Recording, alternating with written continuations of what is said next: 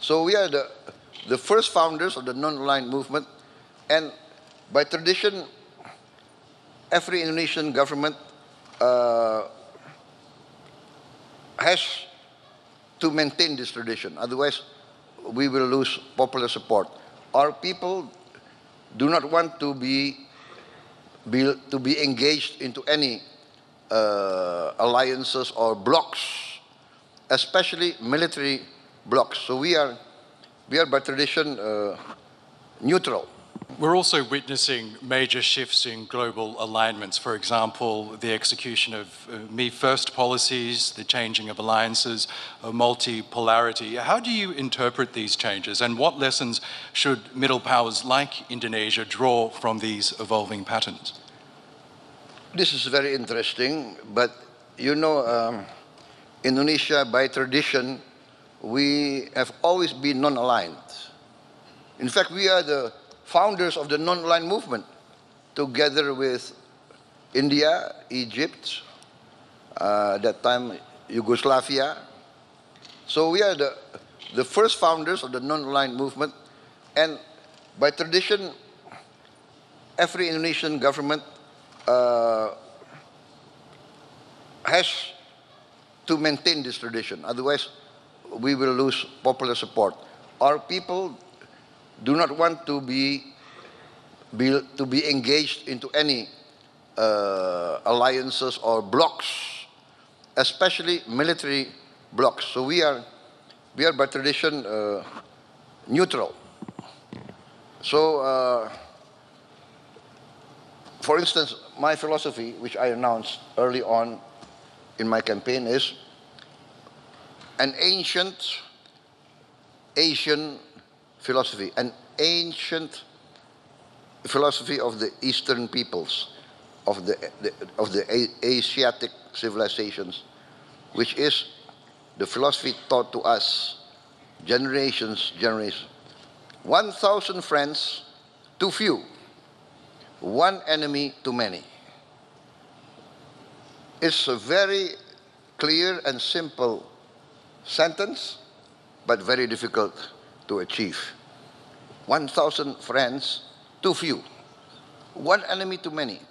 But this is logical, because, for instance, where I come from, Southeast Asia, 50 years ago, we were fighting amongst ourselves. We, neighbors, sending troops to each other's territories, claiming each other's territories. This is South Asia 50 years ago. You know, and then amongst the wise leaders at that certain time, at a certain point in history, the leaders of 5 Southeast Asian countries, right, Singapore, Malaysia, Thailand, Philippines, and came to realize, hey, we have urgent agenda for our people. We have to deal with poverty and hunger. Why do we fight amongst ourselves? And then the idea of ASEAN, Association of Southeast Asian Nations, came, and lo and behold, 50 years, no conflict. We still have differences, but we tend to use diplomacy. We tend to talk, and sometimes talk, you know, is very tedious, but better talk than fight. That's our position, you know. And that's the Asian tradition. Sometimes the talk can go on and on and on, but in the end, there is some sort of interaction, some sort of chemistry, and we tend to think of the common interest. So this is my philosophy also. So 1,000 friends. I want to bring Indonesia to a position of good relations with all the big powers, and so that we can be some sort of bridge and mediator, etc., etc., etc. This is our effort. So I announced, when I took over, I announced that I want to carry out a policy of the good neighbor. I want to be a good neighbor to all my neighbors, and even to the outlying powers, the great powers of the world, I want to be on very good terms. I want to respect all the great powers, as I hope they would respect us. Mr. President, you touched on this a little earlier, but one of the most pressing challenges facing the world today is the humanitarian crisis in Palestine. In your view, what does this reveal about the current state of global leadership and diplomacy? Well, I would like to say that, as I said in my first comments, that the situation in Gaza actually is teaching the world that many of the great powers that espouse great ideals now, in the eyes of many in the global south, have fallen short, basically. I mean, for instance, many of the Western powers, Western countries, come to Indonesia 30 years ago and come to us always teaching. You must do this, you must do that. Human rights, you're not very good in human rights. You're not too democratic. Always come and teach us. And we follow them. We follow them. And then, now we see that you come to us, you teach us human rights, but when you see flagrant violation of human rights in front, every day, every night on television, many of those who come to teach us, they keep quiet. So this is saddening, but it is a waking up. It makes us wake up. Oh, so that's it. You tell us, we must do this, we must do that, we must do this. And then you violate, or you keep quiet, or you accept these violations. How can a 6-year-old boy or girl be guilty of anything? How can an armed mother be bombed and lose their house and lose everything? It's I think, something that's very hard to digest, actually. And that's why I try to do what I can. That's why I'm traveling tomorrow. Tonight I go to Cairo. I will consult with President Sisi. Then I'm going to Doha, and I go to Amman, consult with King Abdullah, and then, people ask why. You are so far away. You are in Indonesia, but I cannot, because my people feel the attack on the innocent people of Gaza, of Palestine, of Lebanon, of Syria, is like attacking them. Indonesia, of course, is majority Muslim, but I feel also that I must contribute what I can. So I already, for instance, I sent a small medical team together with the UAE. We have a medical field hospital. We are participating in that. And we are committed also to build another hospital in Palestine, in West Bank, maybe also in Gaza. And I've already announced that we are willing to accept wounded civilians that need medical care, also children and young students who have not gone to school for many years. We are willing to give them scholarships, and we already have some Palestinian students already but not enough, but we are willing to increase that. And of course, after they complete their education and they complete their medical treatment, I mean, they must return to their homeland. So Indonesia, we are trying to convince everybody that the only real solution, a permanent solution, will come only by a two-state solution with an independent Palestine. But I also said that at that time we must also satisfy the concerns of the Israelis. They also must be guaranteed their right for security, their right of existence. As I think in the end, there should be peaceful collaboration, I think. That is the key to a real peace.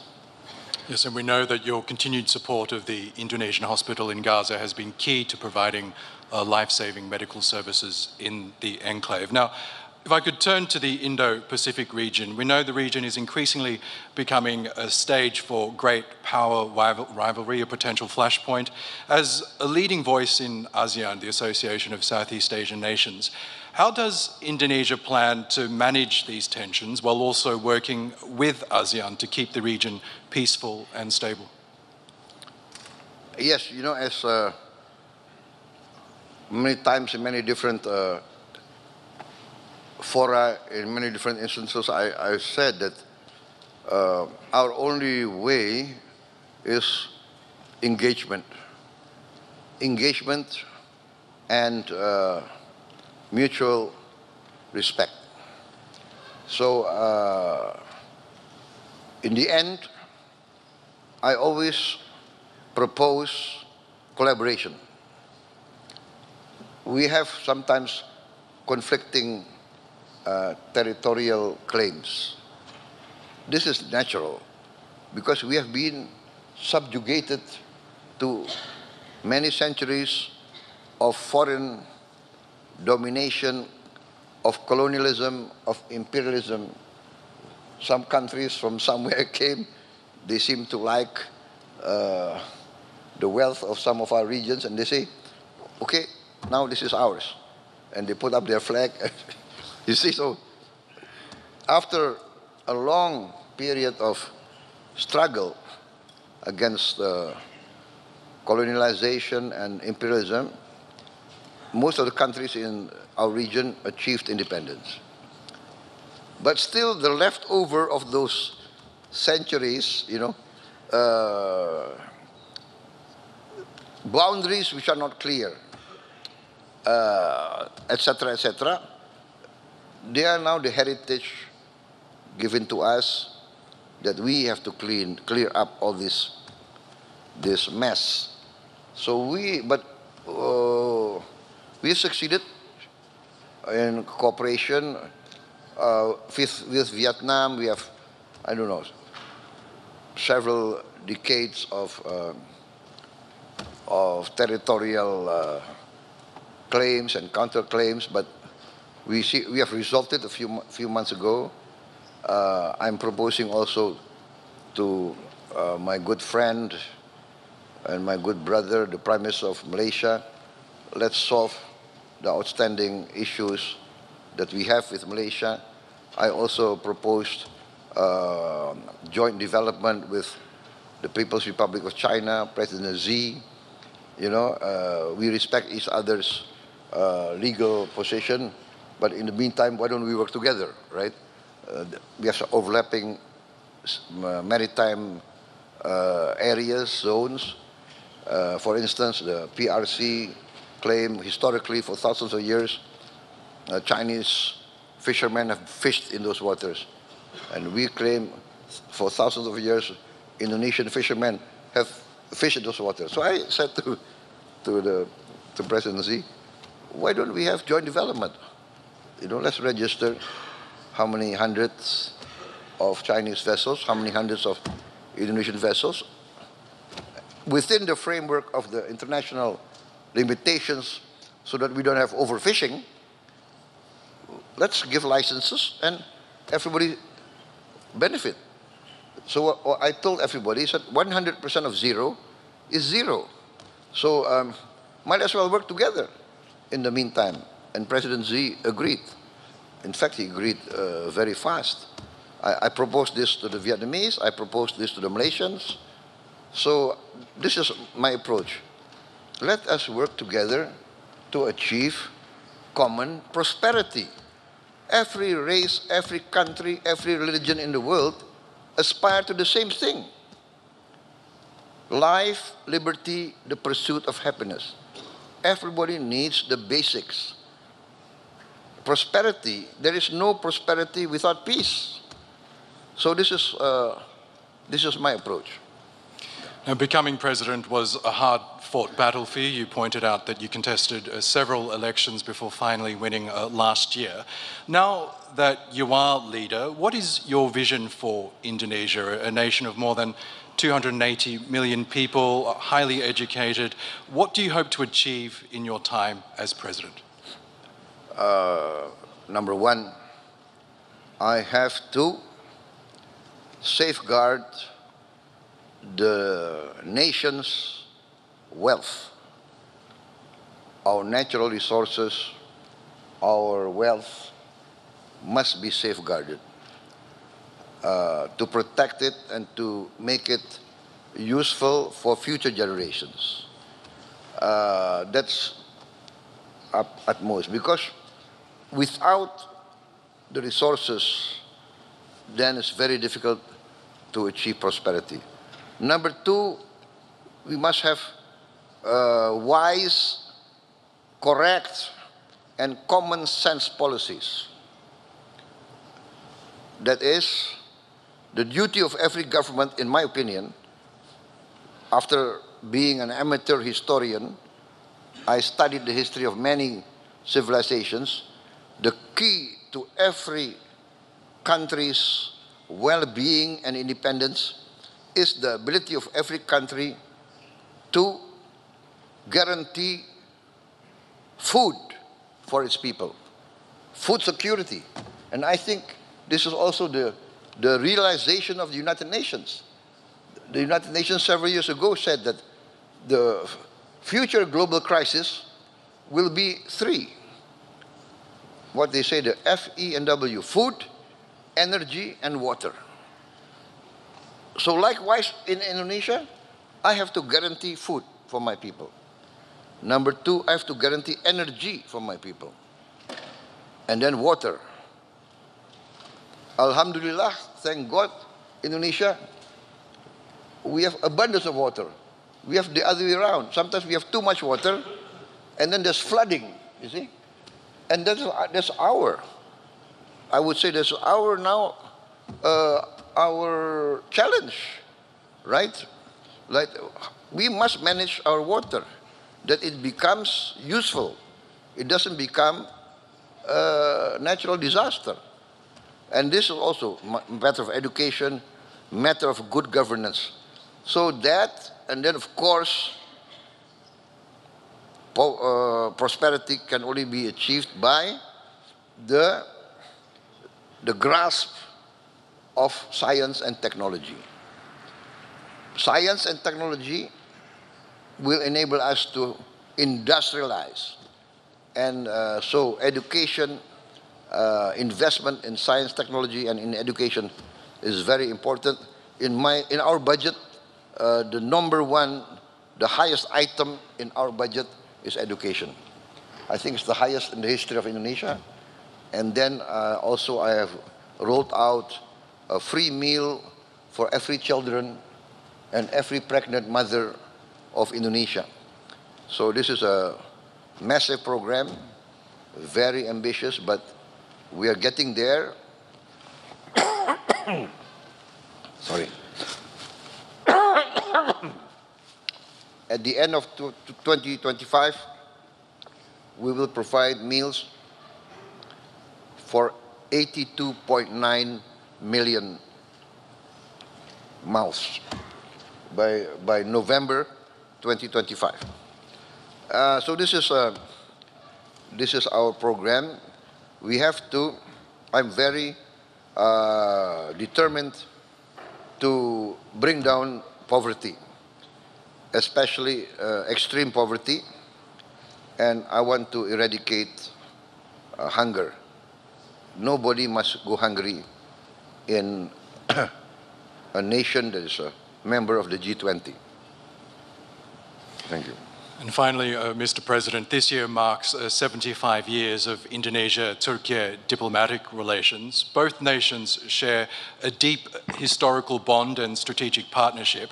As we look ahead to 2050, which will mark the centenary of this partnership, how do you see that bilateral relationship evolving, especially in addressing shared global challenges? I'm very optimistic in this case. I'm very bullish in the sense that Turkey has a special place in Indonesia, the Indonesian people, you know. Indonesia being majority Muslim, the Ottoman Empire being at that time accepted as the leader of the Islamic community. Relations go through many centuries. Many parts of Indonesia feel the influence of the Ottomans. Many cases we were attacked by foreign powers. The Ottomans came to the assistance of our sultans. So there's this emotional bond. And I think even now, President Erdogan told us that there are Indonesian tourists coming to Turkey, I think in the figure of 200,000 every year. 200,000 Indonesians will visit Turkey. Usually after they go on the Umrah, then they will come to Turkey. And we have 50,000 Turkish citizens coming to Indonesia every year. Can you imagine? We are very far, but this is the close bond. And we are working very good in many fields. So I'm very bullish, I'm very optimistic. I can also attest that many Indonesian citizens now call Turkey a home and have set up delicious Indonesian restaurants in Istanbul to my benefit. So that's a great way of ending You are this living discussion. here? In Istanbul, yes, Oh, I am, sir. Yes. Very smart, very smart. I'm afraid we could be talking for hours, but I know you have a very packed schedule, Bapak President. That does bring us the end of our discussion. Can we please thank our honored guest, His Excellency Prabowo Subianto, the President of the Republic of Indonesia.